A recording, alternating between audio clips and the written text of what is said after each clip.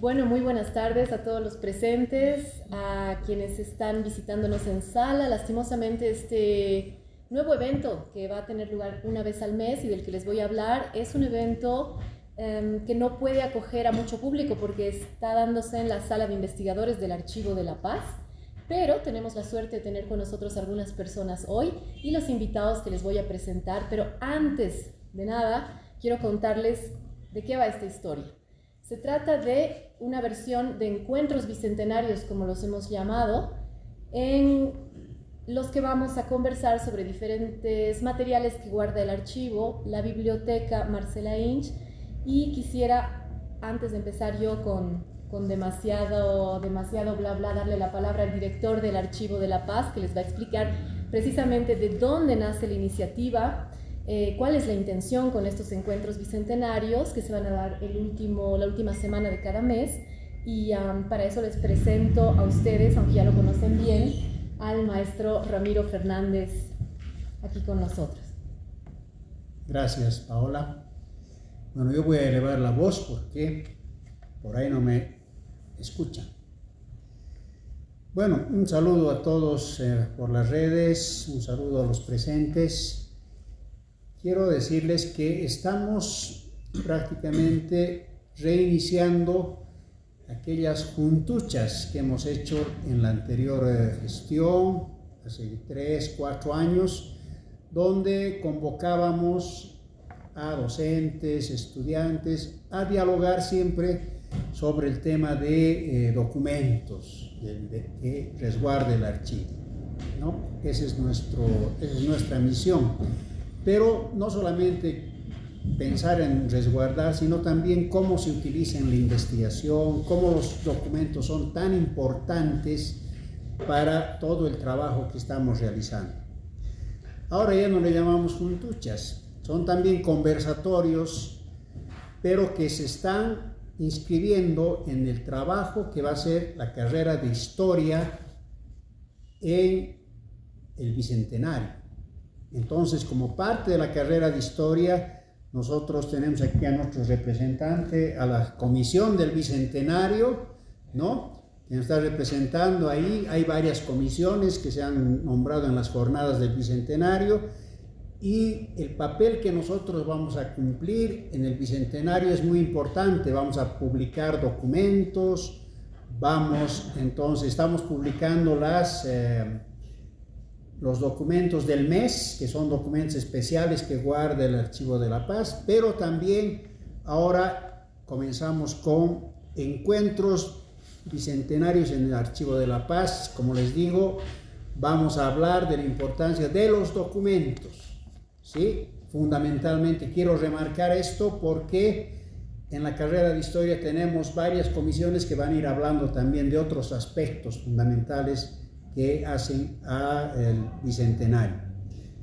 Bien, quiero darles pues nuevamente la bienvenida y pasarles ya toda la operación a Paola. Estamos siempre felices porque esta actividad se va a llevar cada mes, ¿sí? Entonces vamos a buscar un documento importante, vamos a invitar también a personas que manejen este tipo de temas, de documentos diferentes, no solamente sobre archivos, también sobre bibliotecas, libros antiguos, ¿sí? Que nosotros siempre estamos, también ahora con nuestro programa Códices hemos participado en unas exposiciones del municipio, ¿sí? Estamos promocionando ahora nuestro trabajo sobre el libro antiguo, conservación del libro antiguo, y eso va a corresponder también a nuestra biblioteca Marcela Inch. Paola, por favor, adelante. Gracias, Ramiro, y espero que te quedes, que nos acompañes ahora a lo largo y también expreses tus criterios.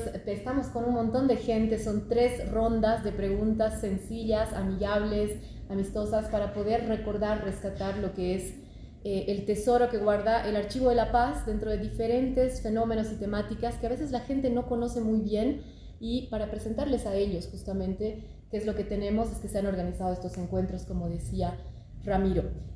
Primero quiero presentar a nuestros participantes de la mesa. En este caso voy a empezar con la doctora Pilar Mendieta. Bienvenida, Pilar, estamos felices de tenerte porque conocemos tu trabajo y va precisamente en la línea de la reflexión sobre el siglo XIX, y les diré enseguida de qué vamos a hablar. También estamos con Pedro Aliaga, que es investigador del MUSEF, él ha egresado de la carrera de Historia, un alumno brillante que ahora está trabajando en la investigación, y nos encanta que haya podido sacar tiempito para estar con nosotros.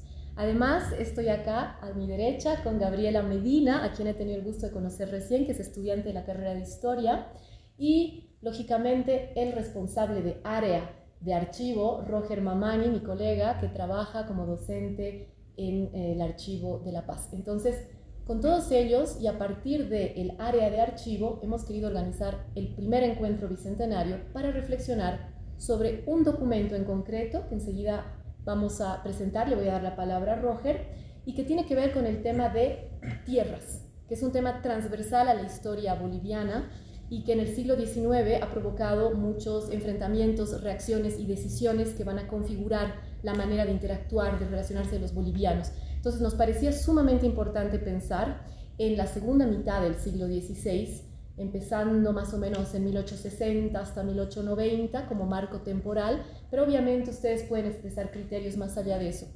Para este conversatorio sobre tierras, avasallamientos y reacciones, es que hemos escogido un documento del que nos va a hablar Roger Mamani. Adelante, Roger, por favor, buenas tardes. Bueno, buenas tardes. En principio, un gran saludo a la grata compañía que tenemos aquí en sala, y también a los oyentes que nos están viendo a través de las redes sociales. Bueno, el documento que escogimos desde archivo es uno que atañe a dos figuras interesantes, si se quiere decir de alguna manera, del siglo XIX, que son el presidente Melgarejo y Juana Sánchez en este caso, ¿no? Debo agradecer en principio a Carmen Johnson, que está aquí entre el público, que fue quien me brindó este documento, que trata sobre lo siguiente. Es un documento sobre los comunarios de Fierrullo en Humala, que disputan un poco su pertenencia o no pertenencia, es lo gracioso y singular del documento, a la comunidad en este caso. Y en medio de todo esto está la expansión de la hacienda, que, como les contaba hace un momento, es de Juana Sánchez, que la tuvo mediante el presidente Melgarejo en este caso, ¿no?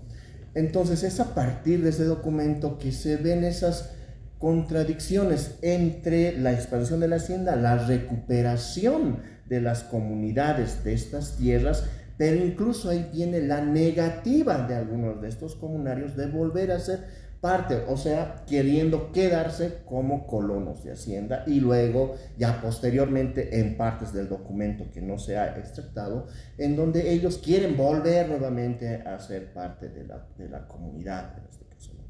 Lo que se ha extractado son simplemente 11 fojas de un total de 100 en este caso. Es un proceso muy largo, el cual tiene sus idas, sus vueltas, sus entradas, sus salidas, pero que es muy complicado en este caso, ¿no? Es muy complejo, muy largo además de leer, y por el espacio que tenemos ahora se ha decidido un poco simplemente sacar el principio de ese documento y mostrar un poco estas circunstancias, este momento histórico que se está viviendo a partir de la lucha de tierras, porque es el Gilacata de esta comunidad quien está reclamando acerca de estas tierras, está reclamando de que mis comunarios, anteriores comunarios, eran de mi comunidad, pero ahora son de la hacienda, no quieren volver, etcétera, etcétera, ¿no?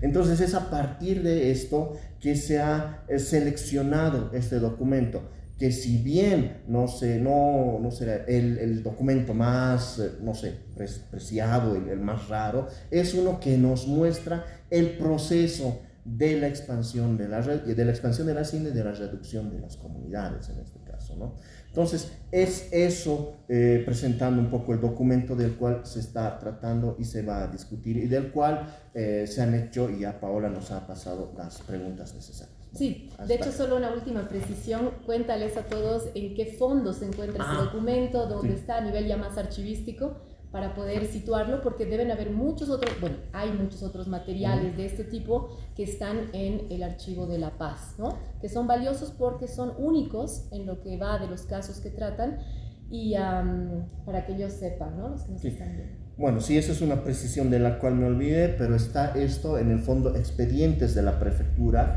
que ya muy pronto va a ser íntegramente catalogado gracias al trabajo de los estudiantes que están haciendo trabajo dirigido acá en el Archivo de la Paz y que realmente están haciendo una tarea titánica, si se quiere, porque bueno, están haciéndolo documento por documento y a veces, como discutíamos siempre con Ramiro, ¿no? A veces el documento es una sola foja y bueno, están en la lucha ahorita, podríamos decirlo así, de ya acabar este importante fondo documental de los expedientes de la prefectura. Estupendo. Y además que si ustedes están interesados en ver este tipo de material sobre el que se va a discutir acá, expresando diferentes criterios, pueden venir como estudiantes de la carrera o también como investigadores a inscribirse con una pequeña ficha al Archivo de la Paz y a partir de ahí ya pueden empezar a leer con tranquilidad, con ciertas medidas de seguridad, este tipo de materiales, que la idea es que nos visiten precisamente. Voy a pasar a la primera ronda para que esto sea una reflexión conjunta en torno a ese documento que ya han leído los participantes de la mesa y quisiera empezar preguntándole a Pilar, ¿qué memoria histórica, cuando has leído estas páginas sobre el tema de tierra en Bolivia, de tierras del siglo XIX, te vienen de inmediato a la mente como especialista además de este tema en el siglo XIX? Bueno, gracias por compartir con nosotros. Gracias a Ramiro y a Paula por la invitación para esta actividad. Yo, como ustedes saben, he hecho mi tesis doctoral sobre la rebelión indígena de Pablo Zárate Vilca a fines del siglo XIX, 1899.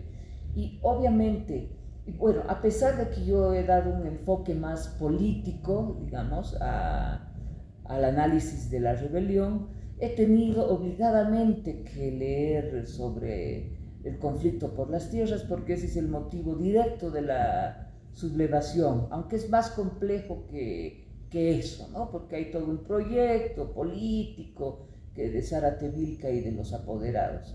Pero la tierra está como, digamos, una de las principales razones para que se subleven. Entonces, lo primero que se me viene a la cabeza es, bueno, Zárate Vilca y el resultado de todo un proceso de expansión de la hacienda.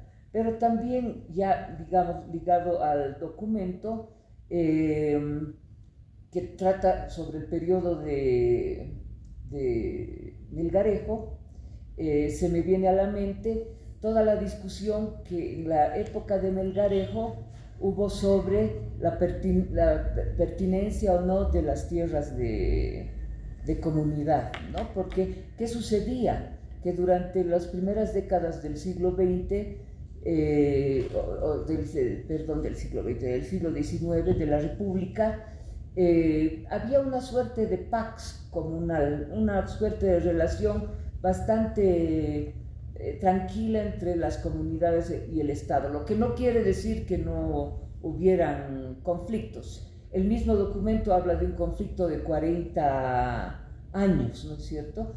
Entonces, pero a eso, a mediados de siglo más o menos, empieza a haber un repunte de la minería. Bueno, perdón, y antes decirles que esa relación con el Estado durante todo este periodo, hasta 1860, tenía que ver mucho con el tributo, ¿no? La importancia del tributo para el Estado, porque, bueno, habían fracasado las leyes de Bolívar, de privatizar las tierras, de cancelar el tributo, y el Estado de nuevo empezó a cobrar el tributo porque además necesitaba de este. Entonces, hasta 1860 se hicieron a la vista gorda y siguieron cobrando el tributo, y el Estado vivía casi, no exclusivamente, pero una buena parte de este tributo indígena. Entonces, de hecho, como que la idea de la separación de una república de indios, una república de de blancos, se mantenía un poco, ¿no? La colonia en este periodo. Cuando la minería empieza a generar recursos, impuestos, entonces ya la élite intelectual y los hombres, digamos, públicos empiezan a deliberar, a analizar la pertinencia de la comunidad indígena. Entonces hay hombres como José Vicente Dorado, que es uno de los más famosos, que dice que hay que dar las tierras a la industriosa raza blanca, no me acuerdo exactamente las palabras, pero habla de que la raza blanca es mucho más dinámica, más trabajadora, más industriosa, y habría que dar las tierras, me imagino que refiriéndose como hacienda, ¿no? Justamente en el periodo en que Melgarejo empieza a expandir la hacienda. Entonces me viene a la mente primero ese debate, ¿no? Que es bien complejo, porque hay gente que no estaba de acuerdo con Dorado, que digamos decía, no, tiene que seguir manteniéndose como está, porque tiene sus tierras desde el imperio de los incas, o sea, no todos estaban con la misma idea. Hubo un debate muy interesante. Luego, relacionado también al momento del documento, se me viene a la mente la alianza, ¿no?, entre Luciano Vilca, apoderado de los aires de Huaychón, con el presidente, no es Frías, pucha, el presidente, qué barbaridad, Agustín Morales. Hubo para derrotar a Melgarejo. Los indígenas se unieron por primera vez en alianza con Morales para derrocar a Melgarejo. Y esta alianza va a ser importantísima, porque luego de triunfada la revolución y fugado Melgarejo, hay una asamblea constituyente que les devuelve las tierras a los indígenas. En el documento dice eso también, ¿no? Al estado que ahora estamos, les devuelven las tierras al estado de antes.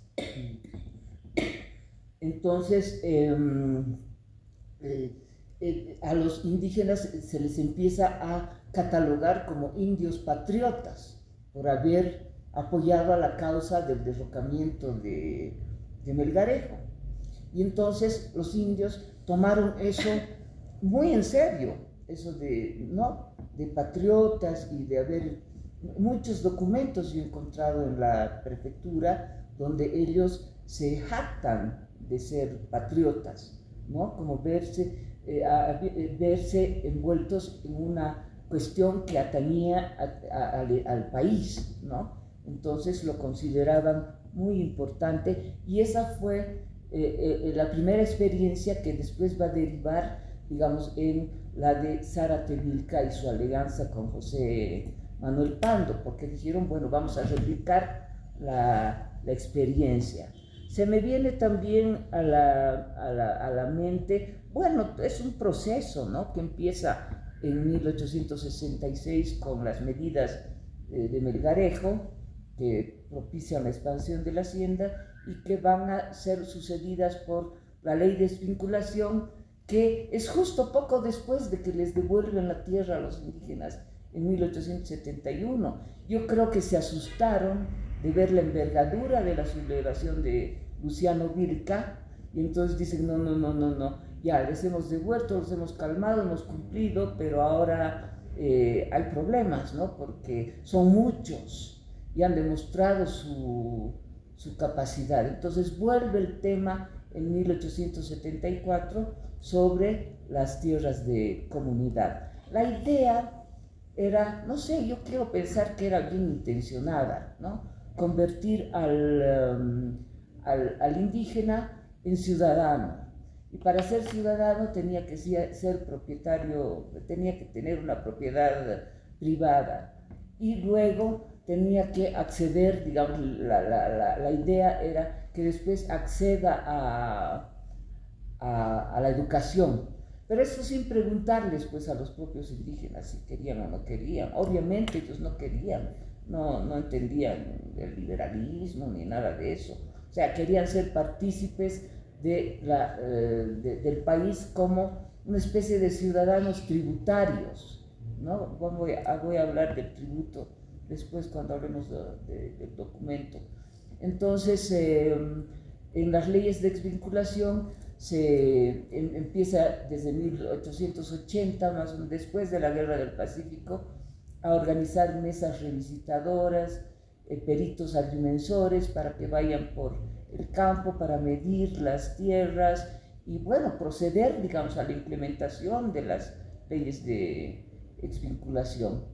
Pero resulta que algunos lugares sí tuvo éxito. De hecho, por ejemplo, el Ramiro debe saber, en el norte de Inquisivi, por ejemplo, no había mucha comunidad fuerte, ¿no? Eran más propiedades privadas. Y por ejemplo, en el sur de Inquisivi, donde está Moza, este pueblo que yo he estudiado tanto, las comunidades eran pues, así fuertísimas, ¿no? Y muy populosas. Entonces no es la misma realidad en el norte que en el sur.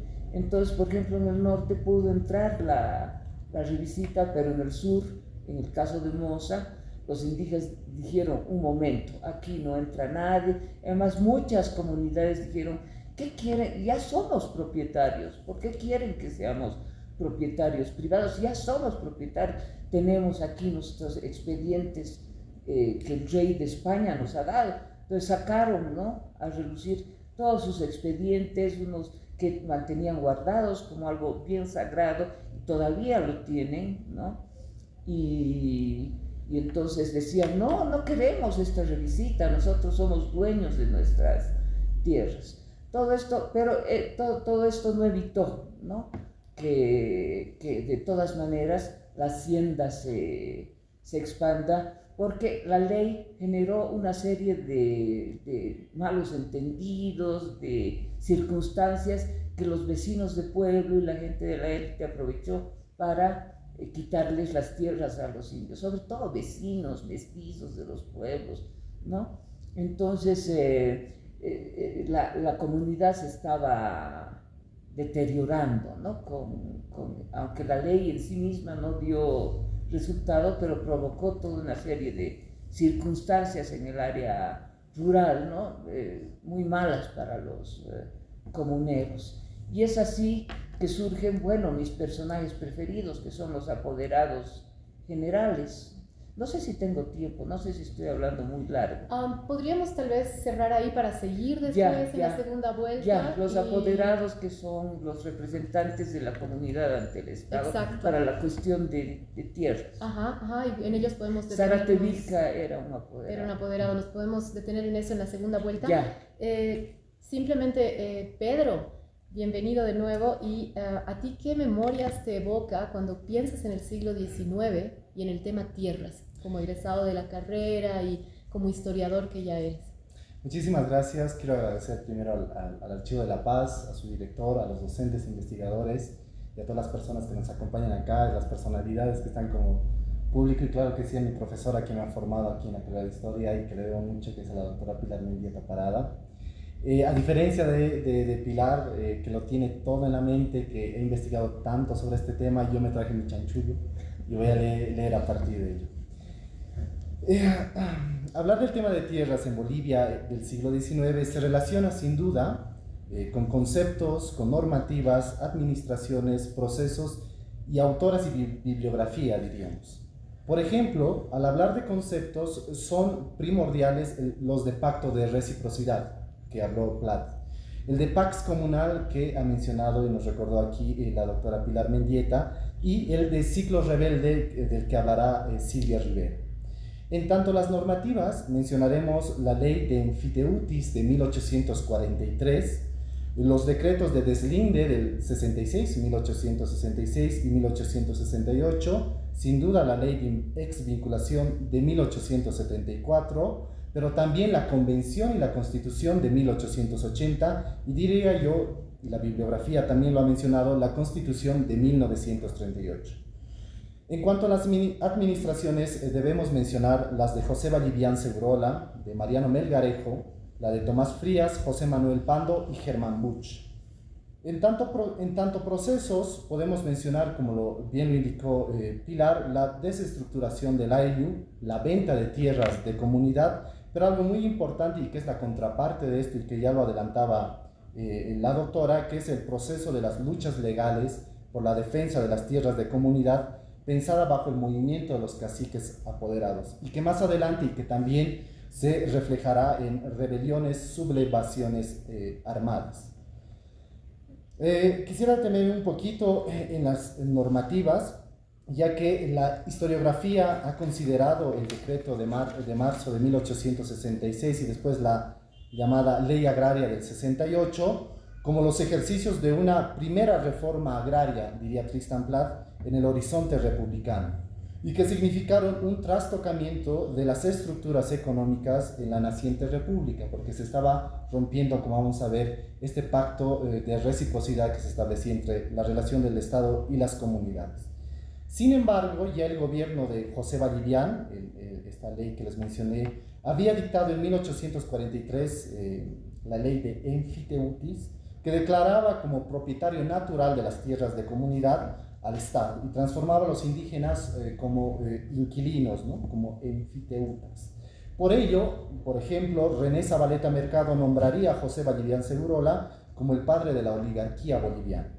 A pesar de que este documento que hoy analizaremos se sitúa un par de décadas posteriores al gobierno de Vallivian, hacemos notar que el estudio de las tierras de comunidad, su deslinde, exvinculación, la formación de oligarquías minero-gamonales y, más importante, los mecanismos de persistencia y resistencia india son procesos que la historiografía boliviana y extranjera han estado pensando de manera global, como parte de un proceso más largo en el horizonte republicano y como un proceso de larga duración en el horizonte colonial. Empero, también, al hablar de tierras debemos mencionar las ventas de tierras baldías, entre comillas, de las regiones de la Amazonía y el Chaco, porque hablar también de tierras en la Bolivia del siglo XIX nos referencia a ello. Y a ello vinculado sin duda a las políticas, entre comillas, de nuevo, de colonización de estas geografías. De esta manera podemos articular el tema de tierras en la Amazonía y en el Chaco a través del caso de la Amazonía en el siglo XIX, y propuesta por nuestro colega José Octavio Orzaga. El mismo ha propuesto, para el caso de la Amazonía, que los procesos de colonización, de enganche, de mano de obra y de venta de tierras baldías puede pensarse dentro de un proceso mayor del mercado de commodities que introducen a la Amazonía dentro de este proceso mayor llamado Sistema Mundo. Estas políticas de entrega de tierras para colonización en el territorio noroeste de Bolivia nos habla de un proceso más amplio sobre la política económica del Estado boliviano y al que estarían vinculadas también estas políticas agrarias en la área andina. A través de la figura de contratos de explotación y colonización se cedieron grandes cantidades de tierras baldías en estas regiones para ser beneficiadas, entre comillas, por empresas extranjeras o ser colonizadas por migrantes europeos, que luego se acentuará en el siglo XX. Sin embargo, si bien existen fuentes como la presente, el documento que analizaremos, para el análisis de la defensa de las tierras comunitarias en los Andes, es importante reflexionar e impulsar el diálogo con otros espacios que eran parte también de este proceso, porque las llamadas tierras baldías no eran espacios deshabitados y más bien, como muestran las investigaciones recientes, eran espacios con gran afluencia de comunidades y pueblos propios del espacio. Un estudio comparable a lo realizado para el sector andino en este periodo debe ser también pensado para la Amazonía y el Chaco latinoamericano. Finalmente, creemos que hablar del tema tierra durante el siglo XIX nos va a llevar a la producción bibliográfica boliviana y también de afuera, ¿no? Del extranjero. En ese sentido, me gustaría mencionar a los primeros números de la revista Avanza y Data, donde se presentaron importantes artículos sobre el tema de tierras en el siglo XIX boliviano. Citemos los trabajos de Gris Haber, de Raúl Calderón, de Gustavo Rodríguez Ostria, Eric Langer, entre otros, que son de la década de los 80 y de los 90. Por otra parte, los trabajos ya clásicos de Ramiro Condarco, de Pilar Mendieta, de Marta Irurowski, de Roberto Choque, de Carlos Mamani, de William Lofstrom, de Silvia Rivera y últimamente la de Laura Gotkowicz, han otorgado a nuestra literatura sobre el tema tierras los parámetros para comprender no solo la venta de las tierras de comunidad, sino algo tan o más importante que es la resistencia india.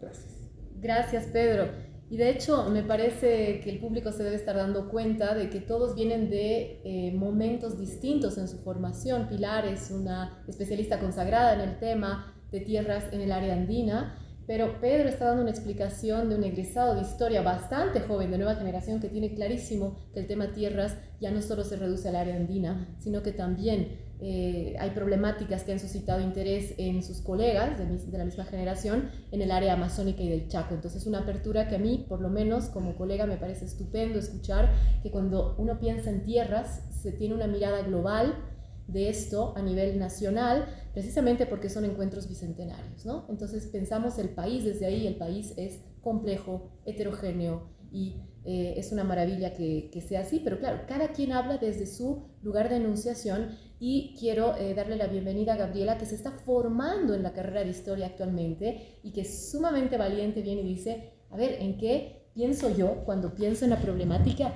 tierras? Y nos acompaña hoy Gabriela. Sí, he tenido que releer mucho para poder ubicarme un poco, pero no me dejaba de hacer ruido las continuidades que van a haber desde la época colonial hasta esta época y la diferencia que va a haber entre la primera mitad a la segunda mitad. Va a haber, siento que incluso un pensamiento distinto, pues para la primera mitad con una república estábamos en una situación casi rural, teníamos que crecer de alguna manera y los pensamientos que se van a dar para dar las tierras individuales a cada indígena van a ser desde un pensamiento occidental, europeo, que va a ser darles tierras a la población marginada que se debía integrar en la nación para que ellos puedan decidir sobre sus parcelas. Es un ideal occidental, claro, no considerando cómo se manejaban las cosas acá de las tierras comunitarias, pero siento que el pensamiento se va a cambiar a partir de la segunda mitad del siglo XIX. Como decía la doctora Pilar Mendieta, creo que el que va a representar muy bien esta idea es don Juan Vicente Dorado, que permítanme citar, por favor. Él lo que va a pensar acerca de las tierras para los indígenas, lo menciona de que arrancar estos terrenos de mano del indígena ignorante o atrasado, sin medios, capacidad o voluntad para cultivarlos y pasarlos a la emprendedora, activa e inteligente raza blanca. Ávida de propiedades, es efectivamente la conversación más saludable en el orden social y económico de Bolivia. Entonces, para esta segunda mitad, el pensamiento va a cambiar, en mi opinión, porque vamos a estar con un pensamiento de modernización. ¿Y qué es lo que atrasaba todo este proceso? Pues van a ser estas comunidades. Prácticamente en la segunda mitad no va a existir de forma jurídica la imagen de la comunidad del indígena. Para ellos va a ser positivo quitarles las tierras, porque si están en sus manos, las tierras van a tener esa característica de volverlas una tierra inútil. En cambio, si se les quita y se les da a los empresarios hasta la libertad liberal, la condición las va a volver útil y más fructíferas. Entonces, a mí, en cuanto al documento, en la época de Mariano Melgarejo, a partir de la segunda mitad es donde se va a intensificar la exvinculación de tierras.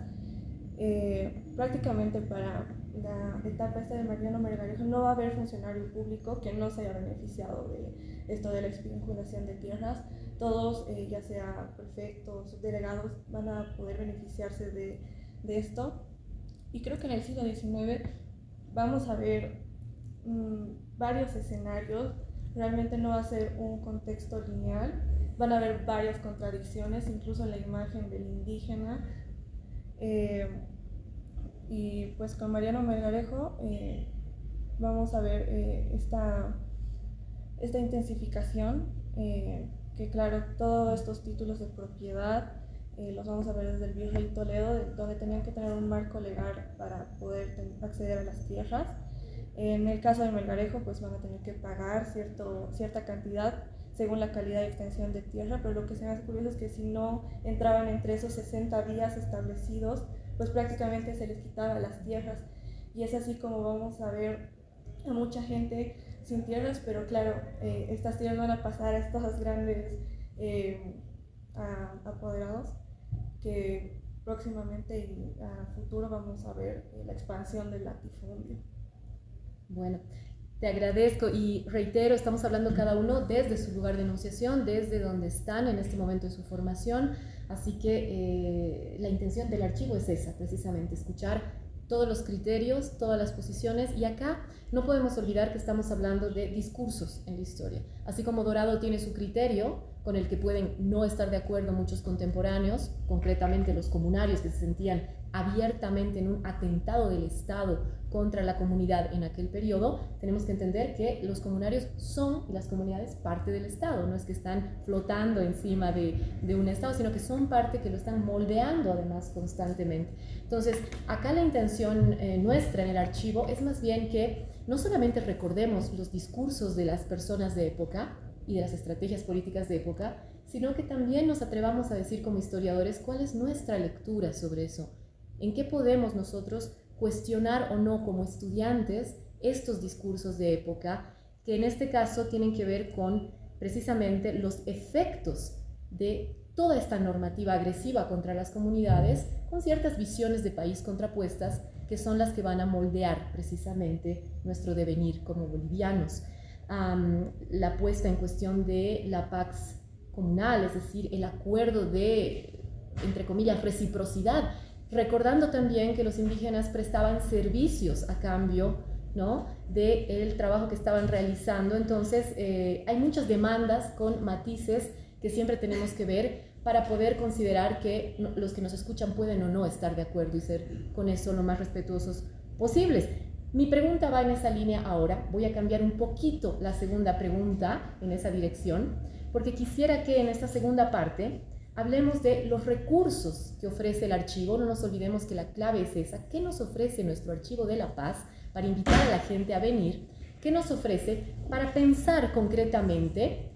En el caso de la doctora Mendieta le voy a preguntar para pensar en la memoria de resistencia, que va a ser la clave de esta segunda vuelta, me voy a permitir modificarlo un poquito así, en relación al movimiento de caciques apoderados que has trabajado, Pilar. En el caso de Pedro, te voy a pedir si podemos hablar de resistencia precisamente desde donde lo estabas exponiendo, y considerando también tu propio criterio como profesional, como historiador, con ánimos de nuevas miradas, más allá de lo que dicen los libros tradicionales, y en qué medida el estudiante de historia, Gabriela, puede acercarse al Archivo de la Paz para acceder a estos conocimientos y eventualmente aventurarse a decir algo nuevo, más allá de lo que dicen los profesores incluso, ¿no?, y los historiadores consolidados.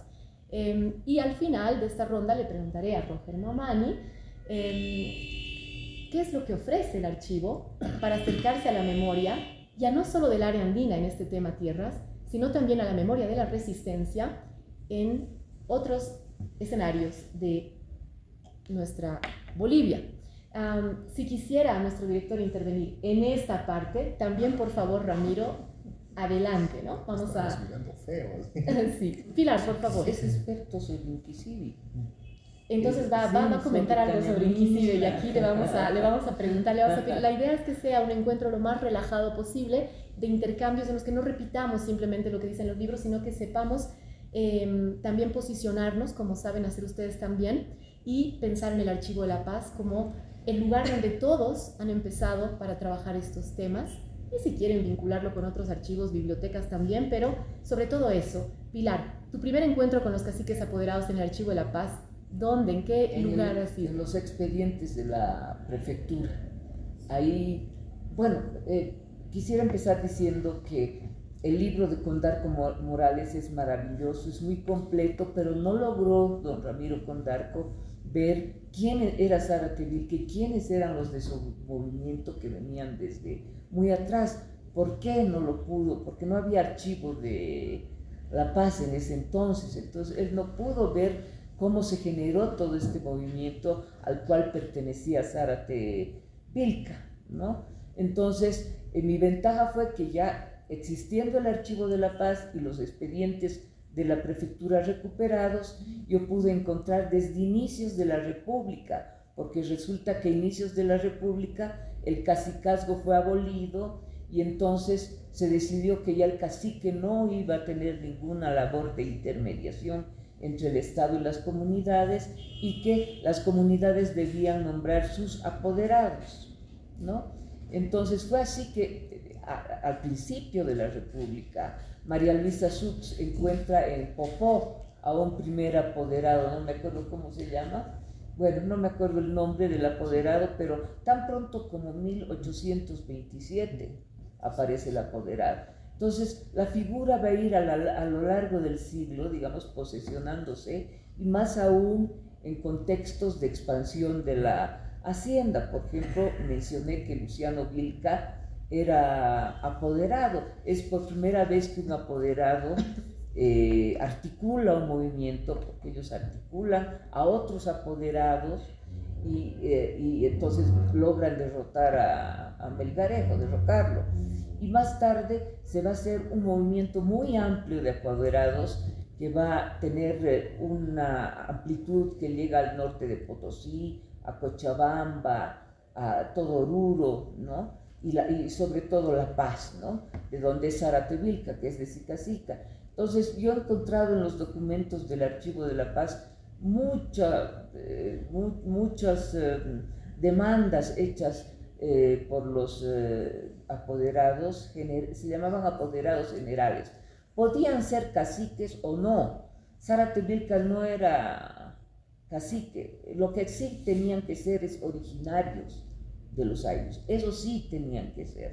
No podían ser agregados, porque la comunidad estaba dividida en originarios, agregados forasteros, ¿no? Entonces tenían que ser originarios y ser una persona que haya cumplido con las tandas de la comunidad. Entonces y tenía que en lo posible saber leer y escribir o tener una idea de hablar el español y las conexiones necesarias, por ejemplo, la conexión que había entre Zárate Vilca y Pando a través de los poderes locales de los pueblos, ¿no? Donde una red de compadrazgos y de relaciones se tejieron ahí. O sea, no eran dos mundos separados, como se dice, ¿no? Y que los comunarios estaban al margen. No, había toda una dinámica bien interesante entre comunidades, pueblos, ciudades, entre la élite y los mismos indígenas, bastante fluida, ¿no? Entonces, bueno, pero ese es otro tema. Hablando de los apoderados, entonces, María Daniel de Melas también fue una de las primeras que los mencionó en un trabajo, pero ella los encontró bien cerca a la guerra federal. En cambio, he podido encontrarlos, gracias a la prefectura, desde 1830, más o menos aquí, ¿no? Entonces, esa ha sido mi principal fuente, digamos, los expedientes de la prefectura y obviamente los padrones de indios. Después hay los juzgados de provincia, pero en realidad la base en la que he armado mi trabajo son los expedientes de la prefectura. Estupendo. Sí, ahora que mencionabas que no son dos mundos totalmente impermeables, pensaba en la esposa de Pando, ¿no?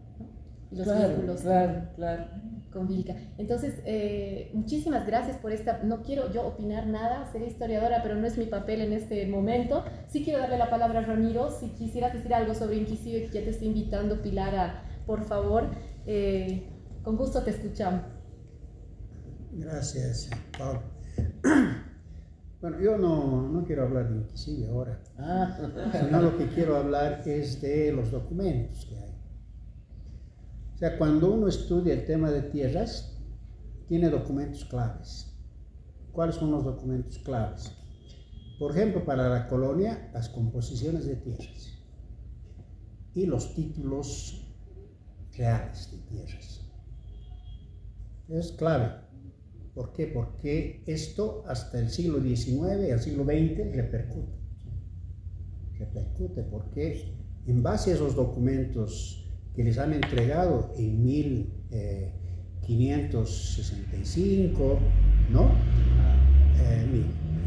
1565 y pico, En base a eso, pero no es 1645 es la composición. Hablan desde 1570 con Toledo, pero en realidad en 1645, a partir de esos documentos, tenemos pues, después va a ser el arma de defensa de las tierras, el título real de comunidades y además los títulos de haciendas. Hasta ese momento no había títulos, eran las encomiendas, eran unas mercedes que les habían dado a los encomenderos, pero no eran propietarios hasta ese momento. Así que cuando comenzamos a estudiar el tema de propiedad de tierras, viene con las composiciones, ¿no? Entonces es un documento clave. El segundo documento, los segundos documentos clave ya en la República son estos documentos de enfiteusis, ¿no? El gobierno declara tierras baldías, el gobierno se declara, sí, propietario de las tierras, no son las comunidades, sino el Estado es propietario y el Estado puede intervenir las tierras. Bajo esas condiciones estamos con el documento de 1866, las afectaciones de Melgarejo, de ese decreto, ¿no? De Melgarejo, que afecta a las tierras. A partir de ahí ya ha sido estudiado por Grieshaber todo este problema, y después la devolución de Morales, etcétera. Pero a partir de ese momento encontramos los documentos ahí de afectación de tierras, entonces baldías, etcétera, por ese decreto. Vienen los documentos de 1874, en realidad ley efectivizada en 1880. Ahí están los padrones de exvinculación de tierras comunarias que nosotros tenemos en el Archivo de la Paz en cantidad por provincias. Y eso es interesante, el concepto de proindiviso, porque sí, ahí en realidad lo que se busca es individualizar la propiedad de la tierra. A partir de ahí comenzamos a utilizar el concepto de sayaña, es decir, firman como tierra individual su sayaña. Y ahí por eso hoy día, cuando hacemos nosotros nuestro servicio fedatario, entregamos una certificación de tierras, están viniendo a buscar ese título de sayaña que les habían entregado en 1880. Entonces, todo el proceso de exvinculación continúa con los documentos de catastro. Alguna vez charlamos con todos, les digo, había pues el catastro, sí, el catastro urbano y el otro que es el catastro rural, pero que tenía otro rústico, el catastro rústico. Esos son documentos, el catastro rústico de haciendas, etcétera, de tierras de la urbe, pero el catastro, digamos, el catastro urbano comienza ya siglo XX. Esos son documentos claves para hablar del tema de tierras.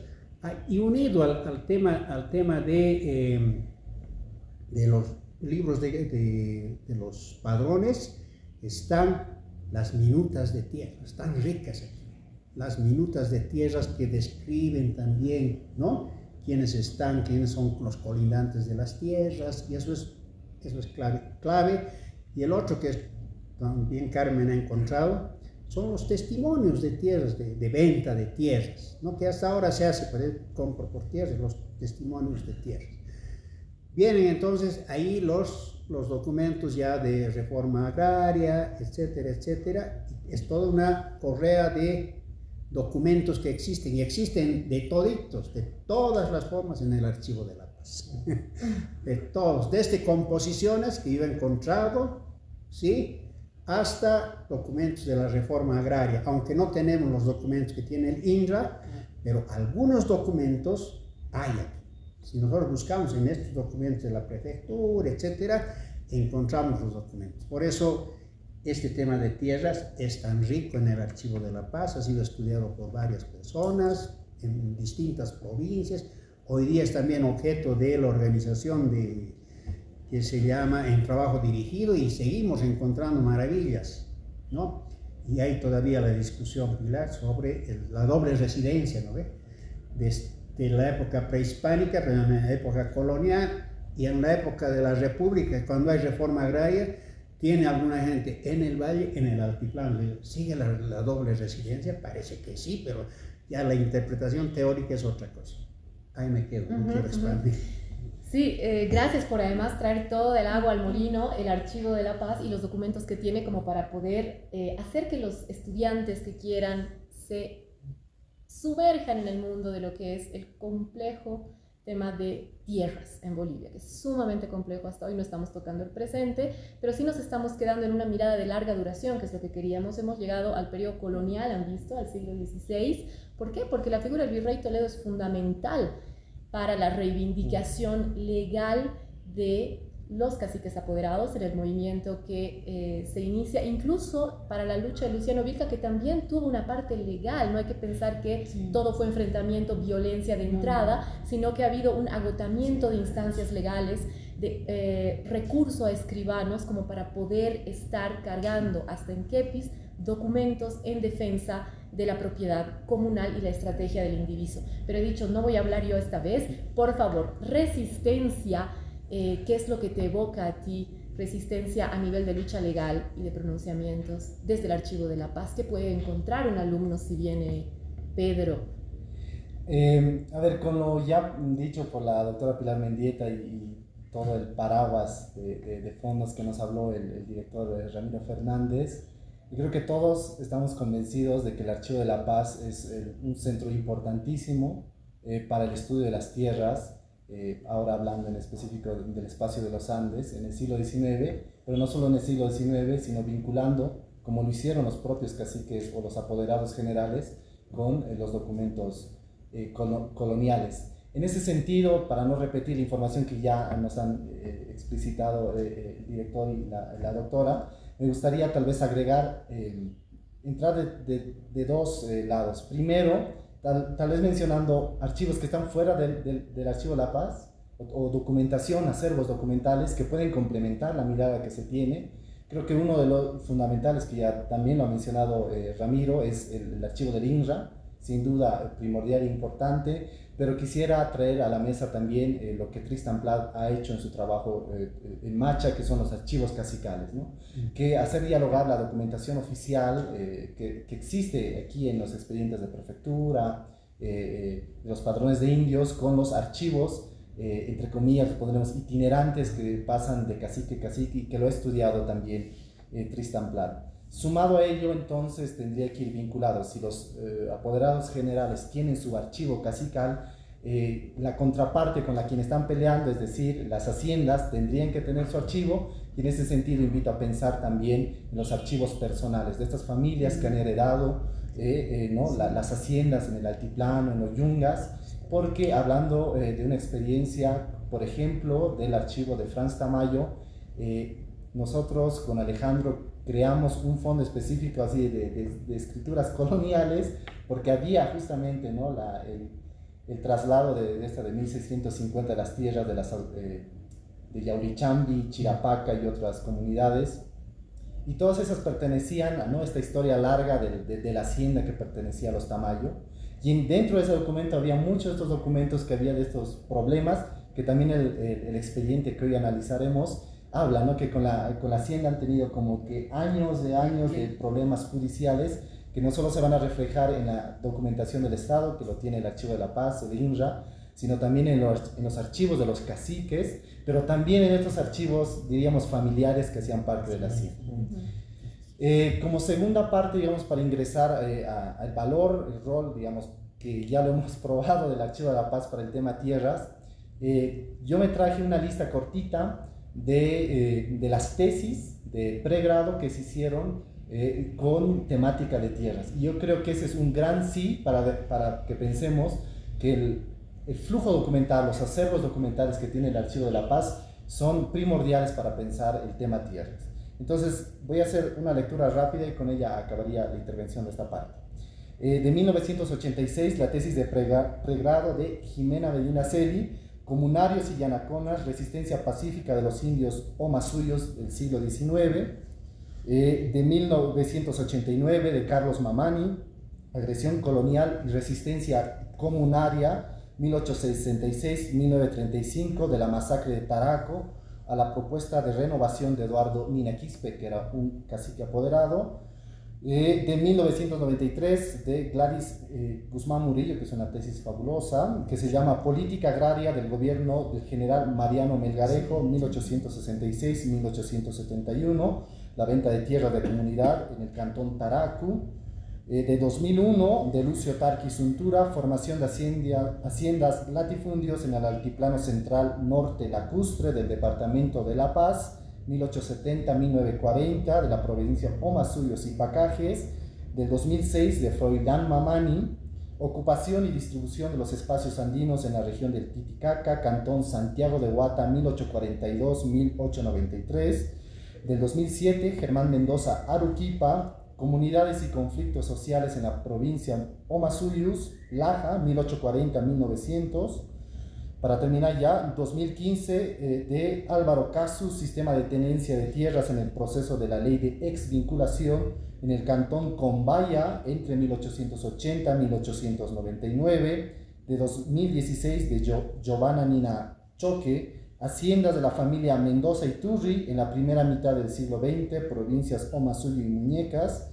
Y de las últimas, de Daniela Medrano, en la tutoría de María Luisa Sux, biografía de Benedicto Goitia, miembro de la oligarquía paceña en el contexto señorial, 1851-1925, tesis del 2016. Con eso creo que también queremos invitar a los estudiantes de pregrado que en el momento de hacer estas investigaciones sobre tierras no solo se refieran a la bibliografía nutrida que tenemos, no solo aquí en la figura de la doctora Pilar Mendieta, sino también podamos revisar estas tesis de pregrado que muchas veces no se publican y que quedan como investigaciones en el archivo, y creo que es importante releer las propuestas que ellos tienen y a partir de ello, sumado al estudio del archivo mismo, de la documentación, seguir contribuyendo a este tema. Gracias. Excelente. Y destaco 3 elementos de lo que ha dicho Pedro. Por un lado, mirar otros archivos que estén en sintonía, en red con la información que se encuentra en el Archivo de la Paz, o que pueden no solo complementar, sino develar, ¿no?, situaciones que no podemos ver solamente a través de la letra, sino que son archivos que puede que tengan también otros soportes de memoria, de esa memoria sobre tierras. Y ahí pienso obviamente en el trabajo de Tristan Plath, a quien por cierto nosotros extrañamos desde hace ya unas semanas, porque ya no está más con nosotros. Un trabajo estupendo que ha realizado él en torno a Macha y al archivo de comunidad, y también el trabajo de Nicolás Banzón, claro, y el de Esteban Ticona y el del TOA, ¿no? Es decir, tenemos que considerar todo el gran trabajo que se ha hecho sobre caciques apoderados, y es verdad que todos esos libros, muchos de ellos se encuentran en la biblioteca Marcela Inch para consulta acá, en paralelo a la revisión documental, y estas tesis que son de la carrera de historia, que son un orgullo, no todas publicadas, pero que pueden volverse libro eventualmente. Recordar además algo que ya mencionó el director, y es que tenemos la visita de comunarios en el Archivo de la Paz regularmente, solicitando precisamente una certificación que diga que el original del documento que están buscando se encuentra acá. Entonces hay un recurso que se mantiene a los archivos, que viene de comunarios desde hace siglos, buscando acudir a los archivos, no solo a los propios, sino también a los archivos departamentales y nacionales, para poder recabar información que les vaya a ser útil en sus defensas de tierras. Querida Gabriela, no quiero dejarte sin la palabra en esta ronda, por favor, adelante. Claro, o sea, primeramente a mis compañeros, antes de venir, sí les recomiendo revisar todas esas tesis, toda esa bibliografía extensa que tenemos sobre tierras, porque yo antes de leer el documento claramente tenía que investigar antes de leerlo y comprenderlo. Es importante conocer el contexto, entender los conceptos también. En particular voy a mencionar algunos casos que lo maneja la doctora María Luisa Sux al escribir sobre el problema de las tierras en el siglo XIX. Ella va a manejar lo que son los juicios por sucesión y los juicios por linderos y otros escritos exigiendo la devolución de sus tierras. Y claramente no me deja de hacer ruido y de ser interesante cómo esto ha trascendido y sigue existiendo, se sigue necesitando hasta la fecha, como no voy a volver a recalcar, pero hasta ahora que varias personas de comunidades vienen a verificar eso y tener su respaldo. Totalmente, y este tema de linderos, que también es tan importante, porque a veces, y esto es parte de un texto que estamos escribiendo y no viene a a tono hablar de eso ahora, pero el tema no es solo con el Estado, sino también intercomunitario, ¿verdad? Entonces hay mucho por donde hilar. Roger, por favor, permíteme contigo poder pasar a la tercera ronda, porque es ya necesario por el tiempo que nos concentremos en el documento. Dinos, si tú tuvieses que elegir 2, 3 claves de este documento para llamar la atención sobre él, como has hecho hace un momento, has dicho Melgarejo, Juana Sánchez, ¿qué es dónde lo cerrarías? ¿Cuál es la importancia mayor de este material que has escogido para la época? Bueno, más allá de los personajes que aparecen acá, que ya los he mencionado, que son estos dos súper notables, como podemos decir, que son Melgarejo y Juana Sánchez, el proceso mismo que nos muestra el documento es muy interesante, como ya lo decía, ¿no? Es un reclamo del Gilacata, Nicolás Mamani, que reclama que, bueno, ellos primero ya habían pagado por las tierras, estarían pagando por ellas como comunarios, pero existe una parte de esa comunidad, que es de Fierrullo, que estaría ya en la parte de la hacienda de que habría pertenecido a Juana Sánchez, pero que luego, que este cacique está pidiendo que estos vuelvan a ser comunarios, pero ellos, los de la hacienda, no quieren volver a ser comunarios. Luego pasa el tiempo y estos que antes no querían ser comunarios, quieren nuevamente, o sea, quieren separarse de la hacienda, o sea, es una cuestión muy interesante ahí de cómo se está entendiendo. Además, esa lucha que existe con estos comunarios, con la hacienda de Juana Sánchez en este caso, ¿no? Entonces, creo que esta clave del mismo proceso histórico de la lucha, como decía, ¿no?, de la expansión de la hacienda y de la reducción de las comunidades, se ve muy bien acá en este documento, se refleja muy bien. Y además con ese añadido de estos dos personajes que son tan interesantes en este caso, ¿no? Entonces yo me quedaría un poco con eso, con esta cuestión de como que es una radiografía de lo que estaría pasando. Y esto un poco conversando también con Carmen Johnson, que como les digo, quien fue quien descubrió este documento. Y esto a partir también de lo que se decía, no recuerdo ahorita bien quién, del tributo que se paga en este caso, ¿no? Porque se está reclamando acá en este documento del tributo que se estaría pagando en este caso, ¿no? Entonces los comunarios pagan un tributo mucho más alto que los yanaconas de hacienda, que estarían un poco que los dueños de las haciendas los que serían los obligados a pagar por este tributo, pero al parecer, con esto me contaba Carmen, más adelante se encuentra de que el mismo hacendado no quiere pagar los tributos, sino que los mismos yanaconas paguen. Entonces ese sería el kit del asunto de que ya no queremos ser más colonos, queremos volvernos a ser comunarios en este caso. Entonces es una cuestión súper interesante que se puede llegar a comprender viendo lo que un poco ya se les ha dado a cada uno de los panelistas acá, pero también leyendo y examinando todo el documento entero. O sea, es muy complicado esto de la cuestión de hacienda, esto de la cuestión de tierras de comunidad, porque en el proceso de esta charla que hemos tenido justamente salió el hecho de que no todos los indígenas eran de la misma condición. Están los agregados, están primero los originarios, luego están los agregados, pero los agregados son agregados con tierras, agregados sin tierras, agregados que pagan tanto, o sea, es una multiplicidad de cuestiones que se reflejan en estas áreas rurales, en este caso, ¿no? Y sumando eso en este caso, ¿no?, que todo este proceso se ve en esta documentación. Una cosa que quizá se podría agregar es esto de la memoria. Este documento hace memoria, ¿no?, hace 40 años cuando estaba Juana Sánchez en este caso, ¿no? Así nos dice el documento, y es una constante que aparece en todos estos documentos que tratan sobre tierras. El documento tanto de hace tanto tiempo indica que esto habría pasado. Y es esto súper interesante, como decía Ramiro, verlo a través de un documento que ha sido nombrado Memoria del Mundo acá en el Archivo de la Paz, que es la visita de tierras de Jerónimo Luis de Cabrera. Este documento ya en muchos de ellos, en sus partes finales, contienen ya lo que sería la firma del notario, que se estaría haciendo un traslado o una copia del documento de 1658 en pleno siglo XIX, incluso en el siglo XX, y no solamente aquí en Bolivia.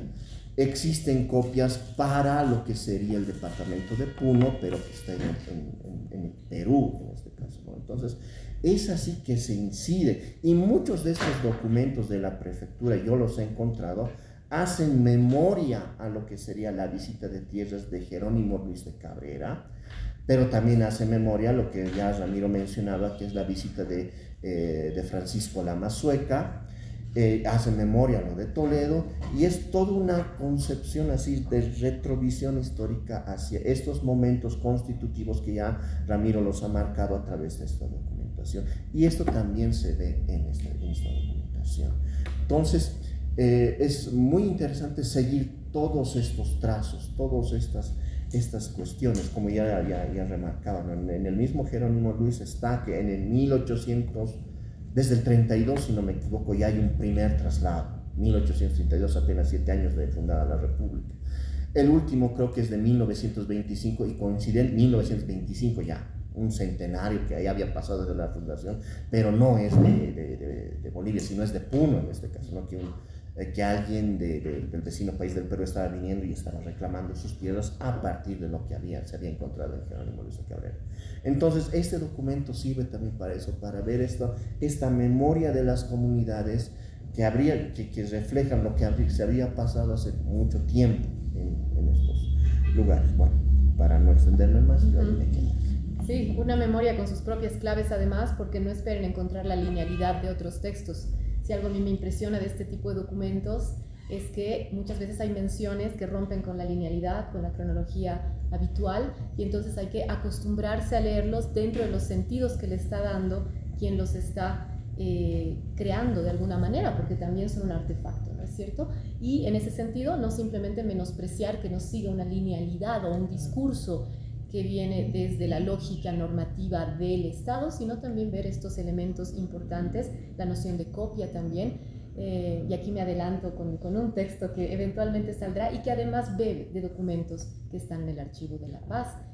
Querida Pilar, a ti la palabra para esta parte que ya va a ser nuestra última ronda. Ya, sí, yo creo que Roger ha explicado muy bien lo central del documento, pero yo voy a llevar el agua a mi, ¿cómo se dice? A mi pozo, a mi molino, ¿no? Porque está bien claro en el documento la idea del pacto de reciprocidad, para mí, a mi criterio, porque el Gilacate insiste en el tema del tributo y de los servicios que hace los comunarios para el Estado, como postillones, y insiste en que se va a perjudicar el Estado si ellos no tributan. Entonces le da una importancia al tributo que aparece en varios momentos del documento, y eso es importante porque eso va a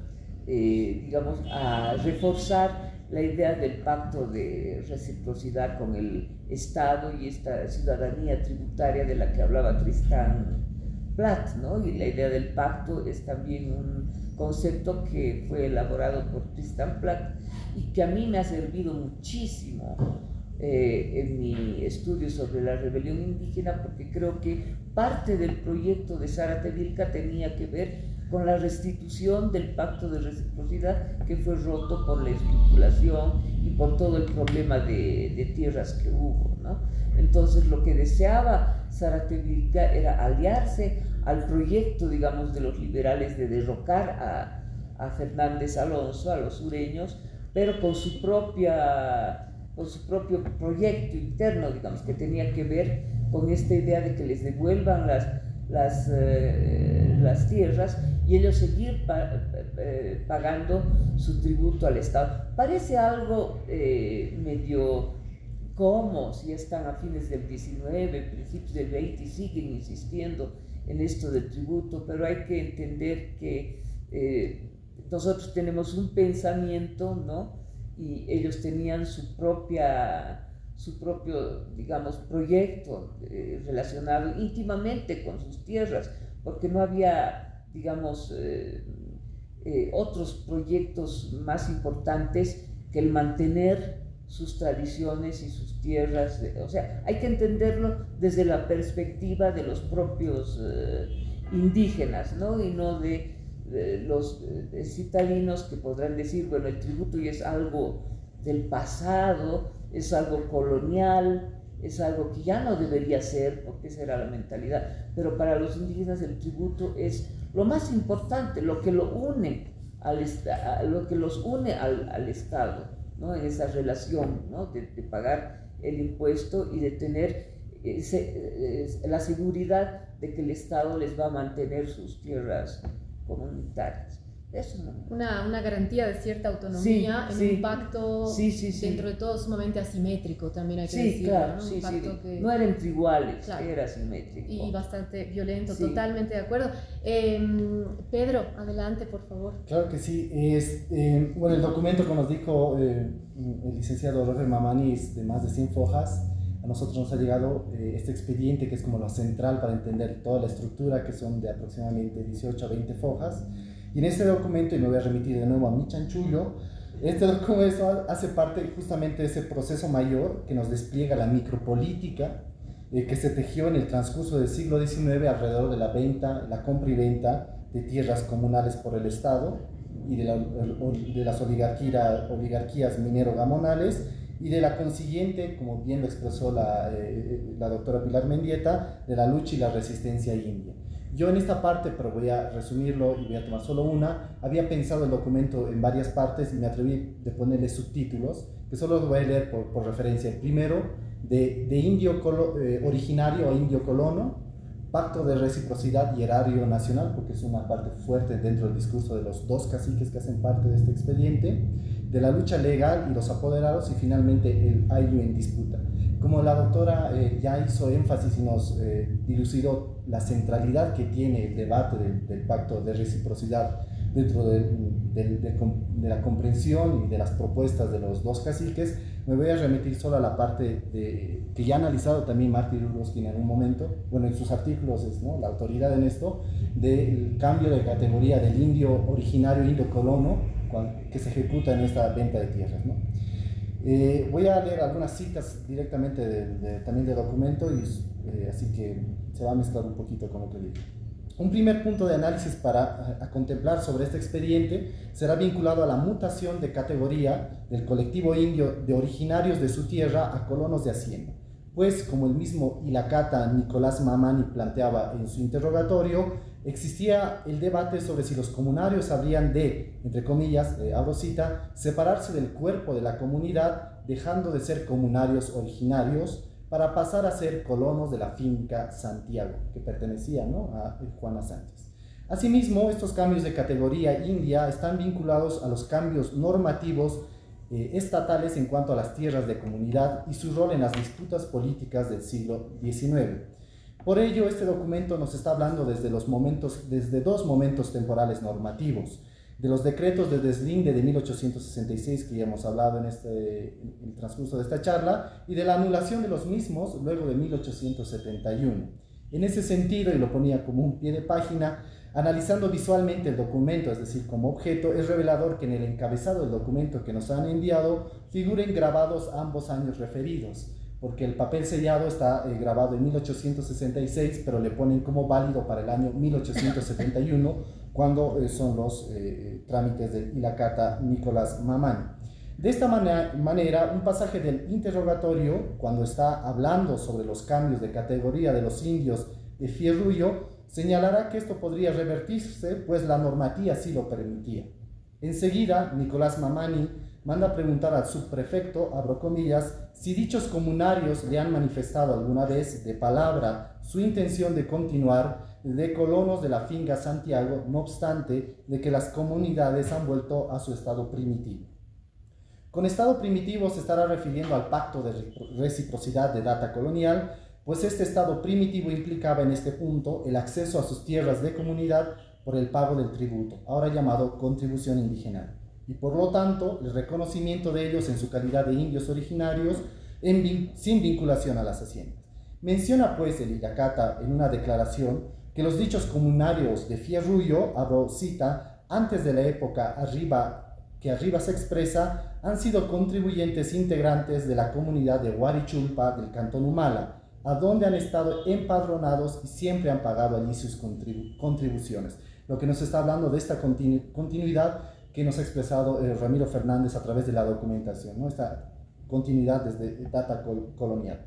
Según Irurowski, las élites paseñas del siglo XIX buscaban diversificar sus ingresos y tener un respaldo frente a las variaciones del mercado minero. De esta manera, las tierras propias del Estado eran un instrumento para sus objetivos como oligarquía y fueron beneficiados por las políticas gubernamentales de ese periodo. Acorde a la misma autora, existieron dos ciclos de venta de tierra comunales, la primera de 1866 a 1869 y el segundo de 1881 y a 1920. Y este documento justamente se encuentra en el puente de estos dos ciclos de venta de tierras.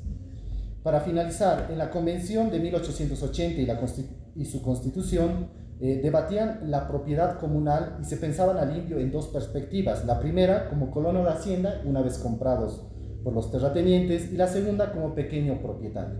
Sería entonces la Constitución de 1880 que recogería toda esa experiencia de la que hemos hablado sobre las políticas de propiedad comunal desde 1831.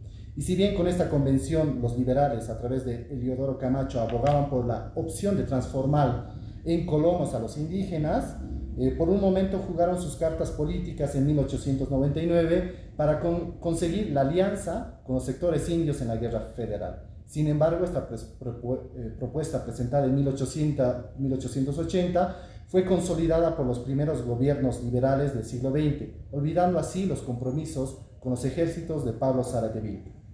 Pero este debate sobre transformar al indio en colono o propietario estaba en las bases del debate del qué hacer con los indios, ya que en esta misma Constitución se establecían los requisitos para ser considerados ciudadanos, y uno de ellos era poseer una renta, tener una propiedad y no ser parte de los servicios en calidad de sirvientes. Por lo tanto, finalizamos, pensamos que las políticas sobre tierras referente a las propiedades comunales en el siglo XIX boliviano no solo buscaban solucionar los aspectos económicos del erario nacional vinculados a esta ruptura del pacto colonial con la venta de tierras de comunidad, ni solo la búsqueda de la consolidación de una burguesía minero-gamonal, sino también abordaba la construcción nacional en términos de ciudadanía, y por ello esto era una propuesta a, entre comillas, la solución al problema indio. Ajá, una ciudadanía censitaria. Correcto. Y muy de lo que ha sido nuestro siglo XIX, ¿no? Con el que tenemos que ser siempre bastante autocríticos, pero también no pensar desde el presente tampoco, sino con parámetros de época, que es lo que nos permite precisamente no cometer los mismos errores y negociar desde otros lugares. Querida Gabriela. Sí, voy a ser corta, porque creo que en el documento vemos mucho lo que van a ser las continuidades y rupturas de todo el proceso de lo colonial a la república, a una nueva realidad. Entonces, como continuidades, claro, el concepto de hacienda, va a haber un mosaico entre los indígenas, todos van a tener distintas realidades, al igual que el exigir sus tierras comunitarias, que claro, a inicios de la primera mitad del siglo XIX, cómo llegaron y se les impuso otra realidad, ¿no? Al estilo occidental de tierra individualizada, cuando no es su realidad. Su realidad es tener una tierra comunitaria. Y otra cuestión que me llamaba la atención es que para esta parte de la segunda mitad del siglo XIX es que se prohibían los reclamos en comunidad, ¿no? Yo creo que es como parte de la abolición del concepto de comunidad. Entonces las quejas tenían que ser individuales, lo que me llama la atención del documento en particular. Y creo que eso, ¿no? La figura del indígena, que va a ser muy contradictoria, de que va a ser colono, va a ser comunario, pero en algunas partes el debate de que de verdad sí tendríamos que plantearlo como un ciudadano más, Y creo que eso es lo que yo podría contar. Gracias, Gabriela. Sí, hace alusión, Gabriela, a esto que ha mencionado Roger también sobre no es necesariamente una línea de evolución de comunario a colono. A veces hay pasos hacia atrás que vienen de la misma voluntad de la población de no volver a ser comunarios por diferentes razones. O sea que esto nos lleva a hacer un estudio detallado, pero según el contexto y no a generalizar con afirmaciones muy amplias.